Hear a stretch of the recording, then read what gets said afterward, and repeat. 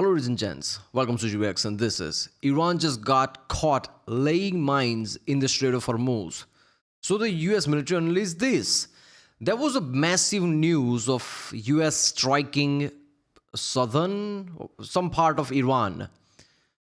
I guess ceasefire is done now, right? I don't know.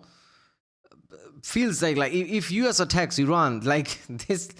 Iran already tried to attack US warships. Ceasefire is fragile was this quote. Now US attacked Iran. If they say like ceasefire is fragile, what is ceasefire? Is ceasefire is the friend we made along the way? What is ceasefire? Because what ceasefire now? I don't know. I'm pretty sure like talk of the peace deal is very close. I said that like a day or two ago. Trump is saying that like everything's fine. Forget about threat on, Ivanka Trump. Forget about everything else, right? Forget about that I called my generals to talk something and Arab nations. Forget all that. Yeah, we are close to peace deal. I'm like, that's a smokescreen. And now attack happened. It just makes sense. This is how Trump works. So is this start of something? Is this going to amplify? What is happening? I don't know. But I'm sure Max will talk about it. This is the latest video. Let's do this one.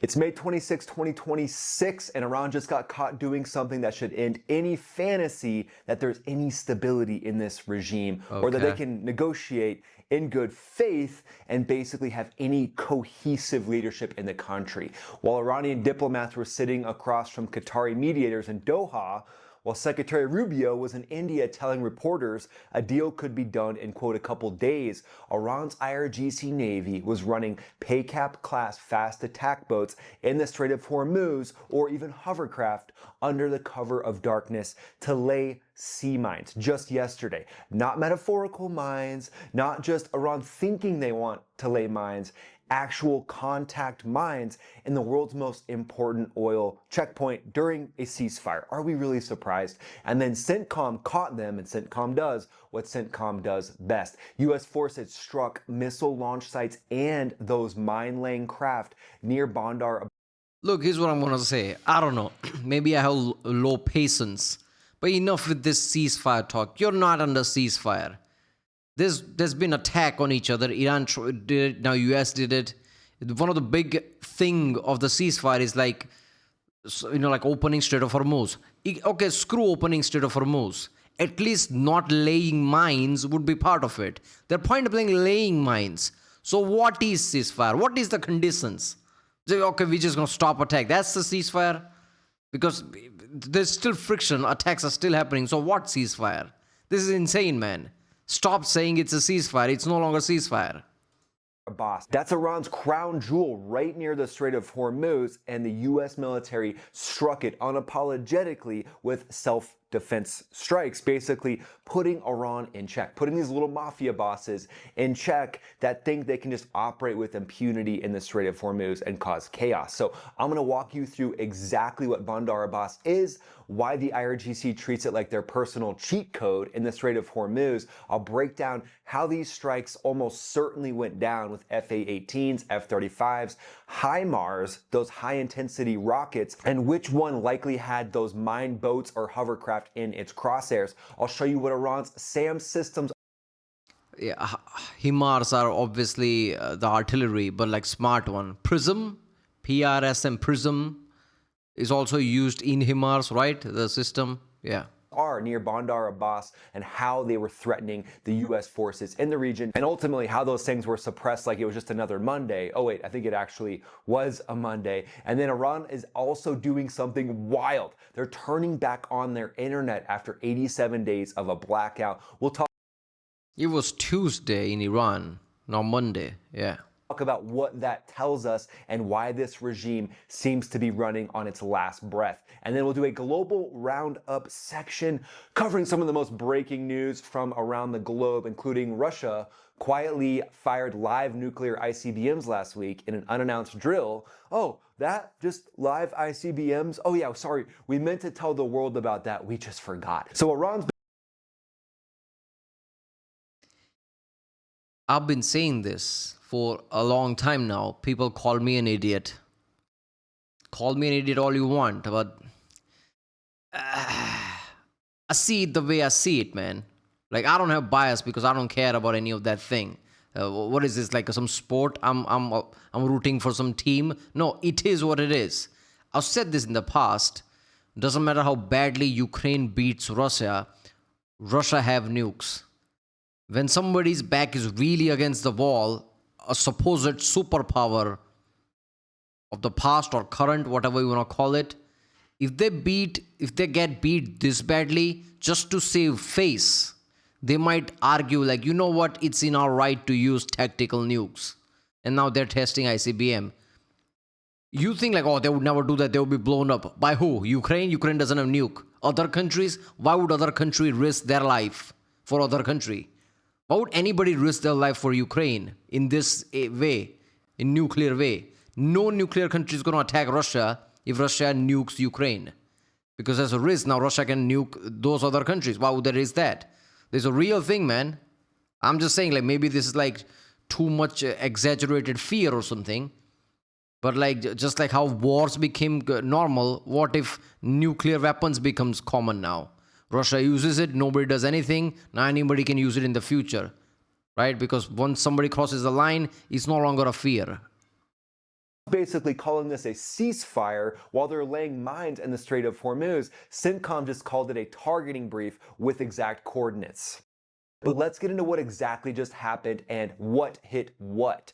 Bandar Abbas. If you've been watching this channel for a while, you've probably heard that name before. We've talked about this. This is a strategic naval stronghold right near the Strait of Hormuz, and there's a few videos back where I actually mentioned if strikes go down again, this might be one of the targets. And I think CENTCOM was listening because Bandar Abbas is the capital of Hormuzgan province, sitting directly on the narrowest point of the Strait of Hormuz. That's the province in Iran that holds the responsibility for the Strait of Hormuz. It should be holding their responsibility for 13.8 miles from their coastline, but they've extorted the world and basically held everybody hostage and said that they've owned the entire 21-mile wide checkpoint. But Bandar Abbas, that port right there, is how they actually control it. So the headquarters of both the Iranian Navy and the IRGC Navy, those are two separate forces, and the IRGC one answers directly to the supreme leader and not to the government itself. So pretty wild and weird there. The IRGC runs its primary fast attack boat operations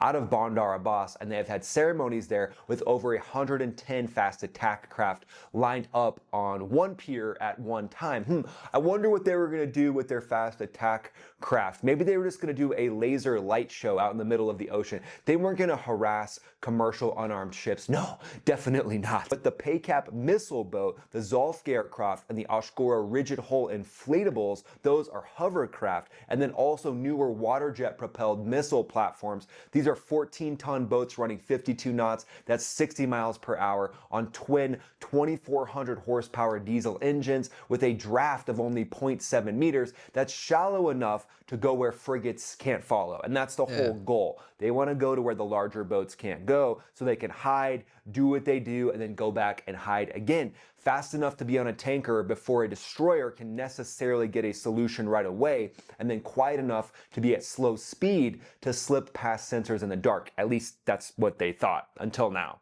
The IRGC also runs covert island outposts through the Strait, Larak Island being one of those confirmed sites, and this is where they hide a lot of those little speedboats. If we look at some of these little austere ports, this is prime speedboat hiding territory. They've also said to have built-in underground speedboat storage along the Strait of Hormuz. But Monday night, some of those boats, whether they were the hovercraft, the boats, the watercraft, they were laying mines near Bandar Abbas. CENTCOM confirmed the strikes in a statement. Spokesperson Tim Hawkins said U.S. forces conducted self-defense strikes in southern Iran today to protect our troops from threats posed by Iranian forces. Targets included missile launch sites, Iranian boats attempting to emplace mines, as they do. U.S. Central Command continues to defend our forces while using restraint during the ongoing ceasefire. So at this point, it's like, oh, cool, Iran, you're going to come to the negotiating table, and meanwhile... The problem with this is because of ceasefire, IRGC probably thought like these small boats is so good, is so small that American radars and American sensors cannot detect it or target it. No, they are not attacking you because it's ceasefire. they can easily attack you, and they did. They blow up your boats now, because of course they can. What are you talking about? You think you're gonna hide with small boats? Like, they have too many sensors. They have satellite sensors with infrared and everything. They know how to target you. What are you talking about? So I guess this was like one of those like warning things, like, yeah, we can still target you, so calm down. Wow, you're going to be dumping mines in the Strait of Hormuz like you said you wouldn't? Huh, well, that's okay. We know how to clean that up. We know how to take care of that. The explosions Did they say they wouldn't? Because I'm pretty sure IRGC said, like, we didn't agree to any ceasefire when ceasefire came out. Openly, they were saying things like that. So I don't know, man. Look, I'm just going to say this. Now it looks kind of embarrassing from US side. It's no longer ceasefire, right? I don't know where this goes. This is just point blank laying mines in Strait of Hormuz. That was one of the conditions of the ceasefire. Open the Strait of Hormuz and don't lay mines. And they're doing that. If you still keep saying like ceasefire, at this point it's just one-sided ceasefire. Reported in Bandar Abbas, also near Surix and Jask along the coast, suggesting multiple simultaneous strike packages, not a single isolated hit. This was a coordinated seed plus a maritime strike executed against Iran, who said they're coming to the table for a ceasefire, but at the same time they're laying mines. I mean, come on, really, Iran? I mean, we knew you spoke out of both sides of your mouth, but this is next level. I mean, we're almost kind of impressed. It's like Ron Burgundy, an entire wheel of cheese, mining the straits while you're completely saying you're negotiating. We're just not even mad at this point. So preparation in a fighter jet is everything. Knowing what's going on from all different angles determines whether your mission succeeds or not. That's why I want to tell you about Go to original video page link and support this channel. Battlefield. Now that's a deal. But Iran's comments, obviously, they said that this is a clear violation of the ceasefire. They're like, us laying mines and preparing surface-to-air missiles to shoot down whatever we want, and that they shot down a drone 2 days ago. That's not a violation of the ceasefire. But the US doing it, that's a violation of the ceasefire. Huh, yeah, we're going to stick to our guns on this one. And they said that they will leave no act of aggression unanswered and that the IRGC will respond. This is from the I'm pretty sure the quote from the new Ayatollah is that US will find no peace in Middle East from now on. If you still say, oh, by the way, we are working on deal and this is ceasefire, like, I don't know what to say after that, because this is a direct quote from the leader of IRGC, apparently. The regime that was placing mines during the negotiations. So Iran said they were laying mines as a warning. CENTCOM said that we're going to send your boats to the bottom of the ocean as a little warning as well. And then Iran's at the bottom of the ocean and they're like, we haven't even begun. We're about to get started and the IRGC is going to respond very resolutely. Again, this is coming from a country that's never won a war but never lost a negotiation. They are the ultimate grifters of the globe, and we're seeing that play out right now. But now let's talk about exactly who... Isn't that a Pakistan's thing that people say? Never won a war, never lost an election. He just tweaked it a bit. Runs these boats, because you know my boy Sun Tzu says, know your enemy, know yourself, and you will never be imperiled in 100 battles. Imperiled. Wow, that's a great use of vocabulary, Sun Tzu. But the IRGC Navy, that is not the conventional naval force, and it doesn't even pretend to be. It's a purpose-built sea denial guerrilla warfare machine that's optimized for one mission: close the Strait of Hormuz to everyone except the people Iran decides that can use it. They're basically the muscle behind the mafia bosses, from the underbosses that are controlling the Strait of Hormuz, basically more powerful than anyone in Tehran at this point. And that's how the mafia works. The underbosses, who are kind of under the radar, are actually more powerful than some of the front-facing folks in the mafia. And that's exactly the model that Iran has done. I could see the Ayatollah even has a shrine. It's like Al Capone. He's like, oh, Al, I will do you proud today. I will make sure that we harass, mine, and saturate the Strait of Hormuz during the negotiations. And Al Capone's down in hell, and he's like, yes, good job, Ayatollah. Oh, by the way, I've got a little spot saved for you right here. But their whole goal is to overwhelm larger adversaries through sheer volume of simultaneous threats from multiple vectors. The PACAP boat, that's the most likely one that was running these mines Monday night, tops out at about 50 knots, carries 2 Nasir Kausar anti-ship missiles, active terminal homing on those things, 20 nautical miles, plus 2 torpedo tubes. So these things can't be discounted. They are an actual real threat. 3-man crew, radar cross-section based. Clearly they are not the threat. What are you talking about? Imagine the scene at night. They're like, my man, you have a job right now. Very honorable job to win war for our country. Go lay mines. It's nighttime. You're probably going to be fine. And in America, CENTCOM is like, what the f... And just looking at the small boat coming, they're like, I can see you. I can easily target you. Stop it. Doesn't stop. All right, fine. Blow it up. It blew it up. It's not a threat to USA. Million things US can use to blow it up. It's literally like a buffet. I don't know what to use. It's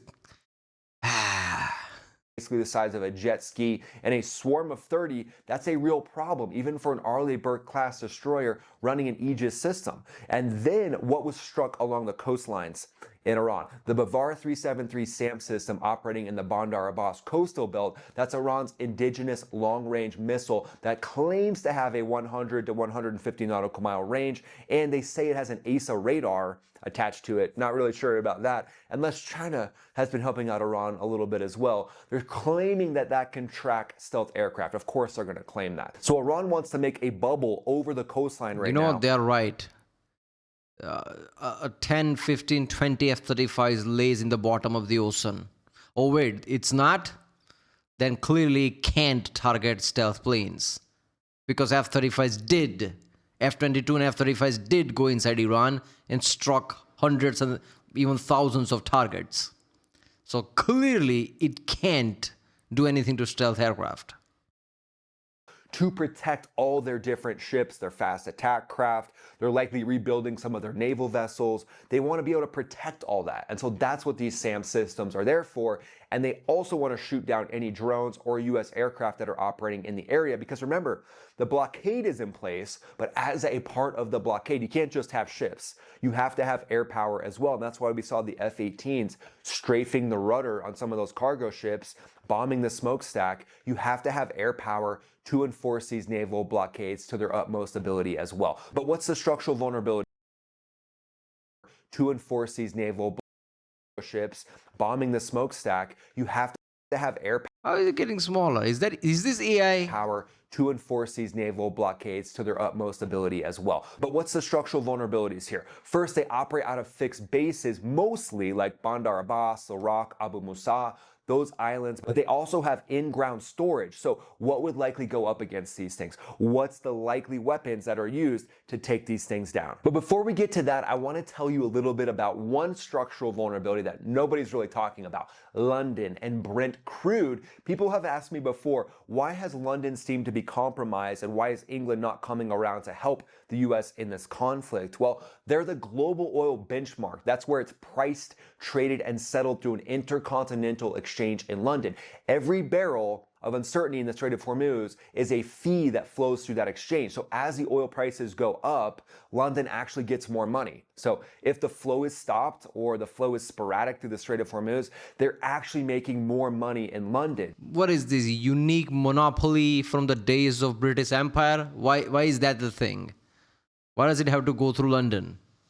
So when the conflict escalates, Brent crude spikes and London financial infrastructure collects more and more of that sweet green cash. When a deal surfaces, the premium compresses, and that whipsaw up on strikes, down on diplomacy generates enormous trading revenue for the players running the market in the UK. The UK government itself collects a regulatory royalty off of that infrastructure. So the next time you wonder why London's diplomatic energy in Iran feels slightly less urgent than you'd expect, just think about those Brent crude futures. But back to the IRGC Navy commander who's overseeing Bandar Abbas operations. It's Admiral Ali Reza Tangziri, a man who once told international media that Iran could close the Strait of Hormuz in less than an hour. He's been very quiet since CENTCOM started posting videos of his entire fleet on fire. So Tangziri said he'd close the strait in an hour. CENTCOM said, we'll take care of your boats in about 5 minutes. But now it's built on the kill chain exactly how the US answered those boats or those hovercraft and the SAMs yesterday. So CENTCOM didn't specifically say which weapons or platforms were used in that Monday night strike, and that's deliberate. But the target set tells you the geometry, and the geometry tells you the likely chain. So the primary candidate for taking out the mine-laying boats, MQ-9 Reapers, or also FA-18Es or Fs. Those are Super Hornets operating off of a carrier in the Gulf of Oman. The Super Hornet could have been carrying AGM-154 joint standoff weapons. Those are GPS-INS guided glide munitions with a 70 nautical mile standoff range. That means the jet can stay well outside of any lethal man-pad zone, because likely these boats are going to have those man-pads, those shoulder-fired missiles on them as well.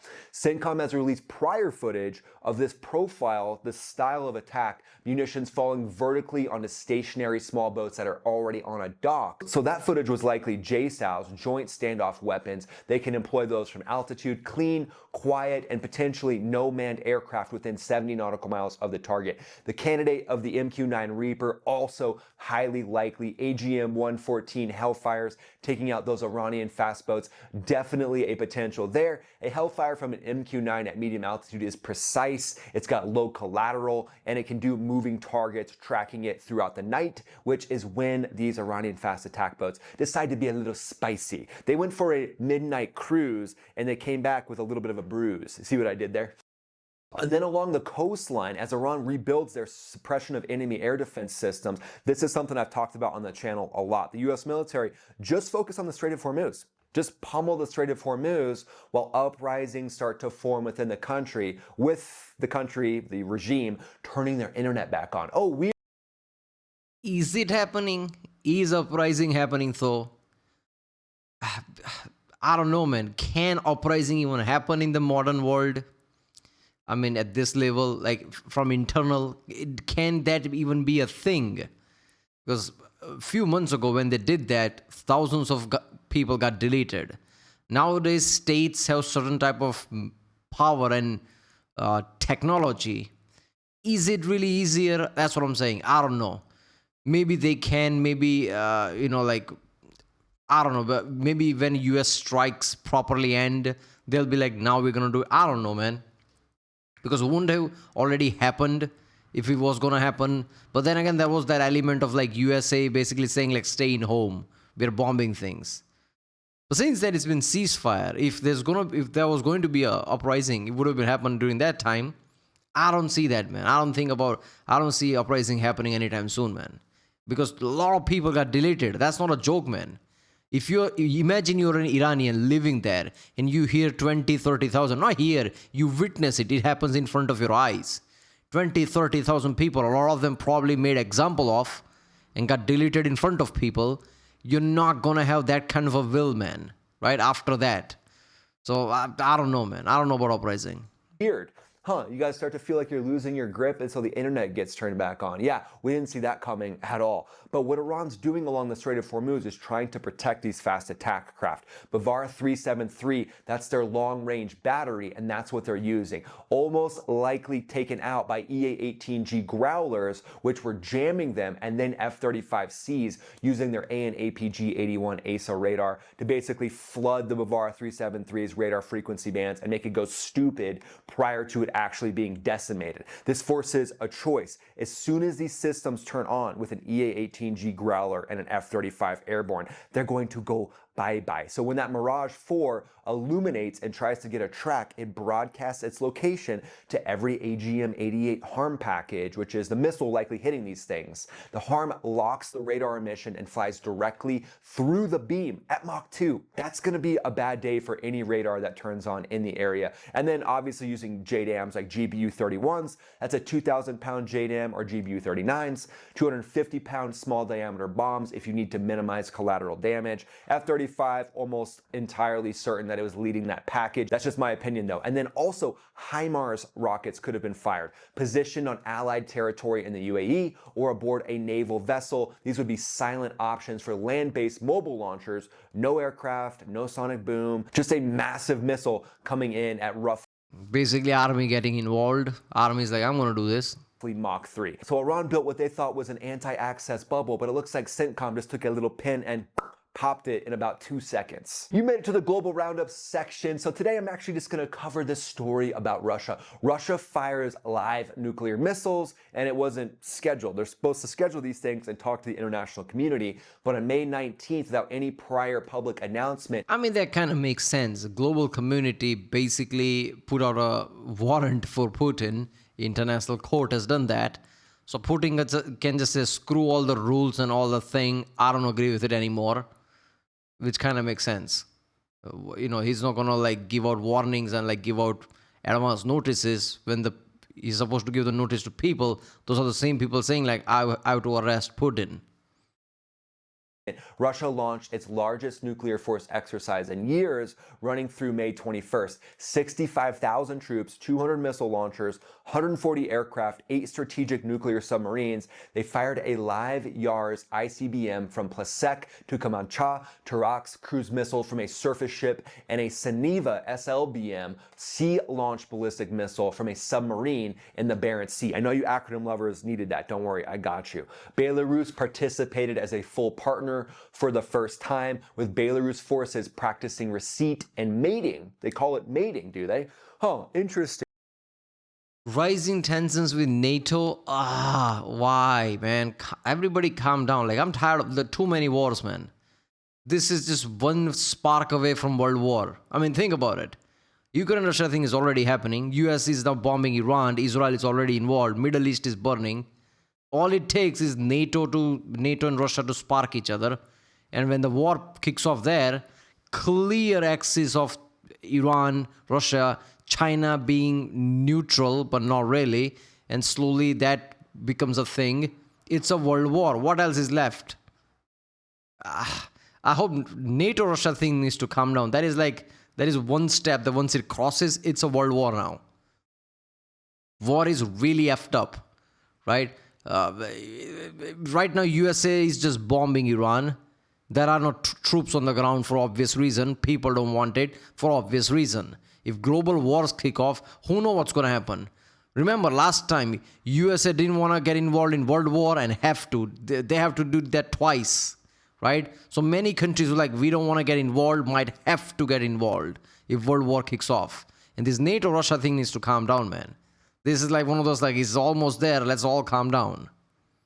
They're just doing some mating with nuclear weapons, while Moscow said this was a clear signal to NATO. Of course they're going to say that. And that brings us to the 40 chess strategic analysis section. So remember, right now, IRGC Commander Vahidi's faction is probably in control in Iran, most likely. And they're using Golubov and some of these other speakers as their mouthpiece. And what they're likely seeing right now is nobody actually has a hold on the actual country of Iran with 90 million people, because at this point, $500 million a day is being strangled out of the pockets of the IRGC, and their inflation is going insane. Their population just spent 87 days without internet, but now it's being turned back on. But remember, everything the regime does is for regime protection. They're not just... How is that going to help the regime? Starting internet is giving voice to the people. Do they really think the voice is going to be for them? If that's the case, why did they stop internet in the first place? So how is this going to help? Again, this could be fractured IRGC element. IRGC can't agree with each other. And some of them okay, let's start the internet. Well, some will be like, why did you do that? That could be one of those things. Just oh, everybody should be playing Fortnite. We want to help out our population and keep them entertained. No, they're like, how do we get more propaganda into the heads and minds of our people to keep an uprising from happening? So we're seeing that the diplomacy is playing out. The US is not playing around, sending that kinetic message of, hey guys, yeah, we're just going to trust but verify. We trust that you're not going to mine the Strait of Hormuz, but ultimately we're going to make sure that you don't. And so are these true cracks forming within the upper echelons in Iran? It certainly looks like it to me, and I think this is being set up for something that's bigger than anybody really sees coming. What do you think happens next? Let me know in the comments below. Would love to hear your thoughts. Do you think we see more conflict? Do you think we see more kinetic action? Do you think we actually see an uprising? Let me know in the comments.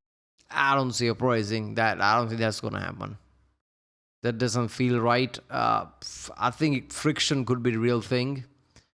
Again, this is one step at a time type of situation. It's not exploding, which in a way is a good thing. Like, I don't know what are like, okay, let's go back and bomb everything again. It's going to achieve. I genuinely don't know, man, how this is going to play out, because if the first time you basically destroyed most of the things you can see and Iran still didn't back down. If you do that again, would that change things? I don't know. There needs to be a new approach. And I guess that's what's happening right now. That's the reason US is not full-blown going again with the attack. They're trying to think other ways. Maybe it's a slow play of like strangling economy. 500 million a day. Maybe they're thinking there will be a point where like last straw is there and camel's back breaks. But like IRGC is like, okay, fine, let's talk. Enough, too much loss. Who knows? I don't know. All right, well, there you go. If you like my next one, don't forget to like and subscribe, and I'll see you next time.